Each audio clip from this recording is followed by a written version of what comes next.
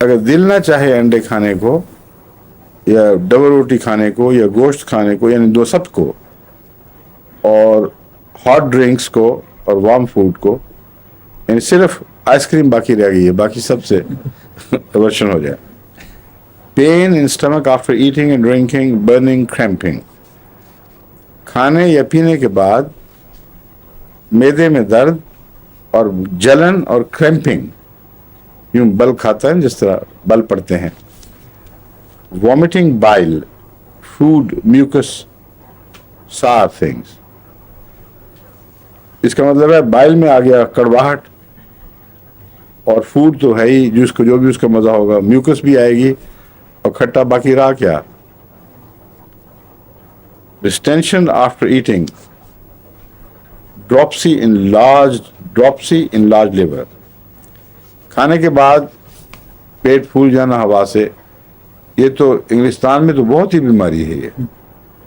اور ڈراپسی، وہ ورم، پھلی ورم جس میں ہوا یا پانی پڑ جائے، اکثر پانی والی ورم کو ڈراپسی کہتے ہیں، جگر کی خرابی سے ہوتی ہے. اور انلارج لیور کا تعلق ہے ہی اس کے ساتھ. obstructed flatulence، جس کو نفخ کہتے ہیں نا اردو میں. بعض دفعہ ہوا پیدا ہو رہی ہے، کچھ منہ سے نکل رہی ہے، کچھ دوسرے رستوں سے خارج ہو رہی ہے، لیکن جب اس قسم کا جبہہ بن جائے کہ دونوں طرفیں جکڑی جائیں اور پیٹ پھولتا رہے اور تناؤ کا احساس بڑھتا جائے یہاں تک کہ شدید بے چینی ہو جاتی ہے، بالکل ایک ذرہ بھی بلبلہ بھی ہوا کا نہیں نکلتا، اس بیماری کا نام ہے obstructed flatulence. وہ ہوا جو پیٹ میں قید ہو جائے اور نکلنے کی راہ نہ پائے. Pain in the ایبڈومن in the night, رات کے وقت درد. اب یہ بھی تو بہت بیماریوں میں ہے، اکثر مریضوں کو دن کی بجائے رات کو ہی درد شروع ہوتی ہے. Soreness in ایبڈومن and in the liver, یہ بھی کامن ہے. کانسٹیپیشن، سورنس سے مراد ہے دکھن کا احساس، ایبڈومن پیٹ میں. میں اس لیے ترجمہ کر رہا ہوں کہ لاہور سے میں نے بتایا تھا نا آپ کو خط، جیسے کہ آپ انگریزی لفظ بول دیتے ہیں، اور یہاں بہت سے ایسے لوگ ہیں بیچارے جن کو انگریزی بالکل نہیں آتی، تو ان کی خاطر کوشش کریں کہ ساتھ ساتھ ترجمہ ہو سکے. اچھا، کانسٹیپیشن دیٹ از ویری آبسٹینیٹ. آبسٹینیٹ کہتے ہیں ضدی کو. کانسٹیپیشن قبض، ٹھیک ہے. آلٹرنیٹنگ ود ڈائریا، یہ ہے جو کچھ دائرہ محدود کرتا ہے، مگر اور بھی بہت سی دوائیں ہیں جن میں قبض کی آلٹرنیشن اسہال کے ساتھ ہے. ان میں ایک نمایاں دوا میں نے شروع میں آپ کو پڑھائی تھی، کسی کو یاد ہے؟ اور ایپوسائنم. ایپوسائنم میں یہ بہت نمایاں ہے. Constipation that is very obstinate, alternating with diarrhea. Chronic diarrhea، یہ بھی عام بیماری ہے. بعض لوگوں کو پرانا ڈائریا لگ جاتا ہے، وہ الگ سے ہومیوپیتھی سے بڑی جلدی ٹھیک ہو جاتا ہے. ابھی چند دنوں میں کسی نے مجھے لکھا تھا، میں نے دوا بھیجی تو ہے لیکن ابھی جواب نہیں آیا. ہیمریج فرام دی اینس، مقد سے خون کا بہنا.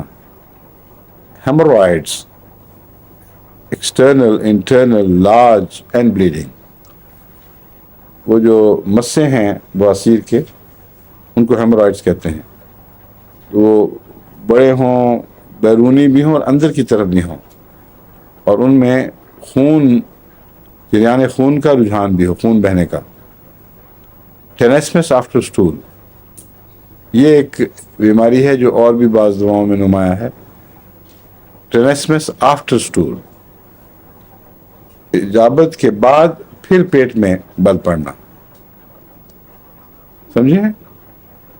اور اس قسم کا کہ بل اور کن دواؤں میں پائے جاتے ہیں ڈاکٹر رشید صاحب؟ مرکور میں فرق یہ ہے کہ اجابت کے دوران بھی بل پڑتا ہے، بعد میں بھی پڑتا ہے. لیکن ہٹتا نہیں اجابت کے بعد. ایک دو اور دعائیں ایسی ہیں جن میں پیشاب کے بعد پیٹ میں بل پڑتا ہے, اور ایک دو اور عجیب سی ایسی حرکتیں ہیں جو پیٹ میں بل ڈالنے والی. ہنستے ہوئے بل پڑنا اور چیز ہے, یہ بل اور ہے.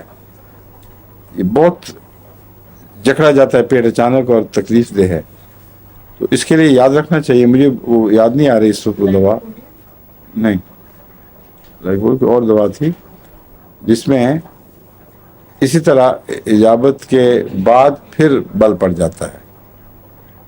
پچھلے ایک دو مہینے میں جو دعائیں پڑھائی ہیں ان کے اندر ہی ہے کوئی. اچھا, ایچنگ وائلنٹ, یہ نوٹ کیا آپ نے؟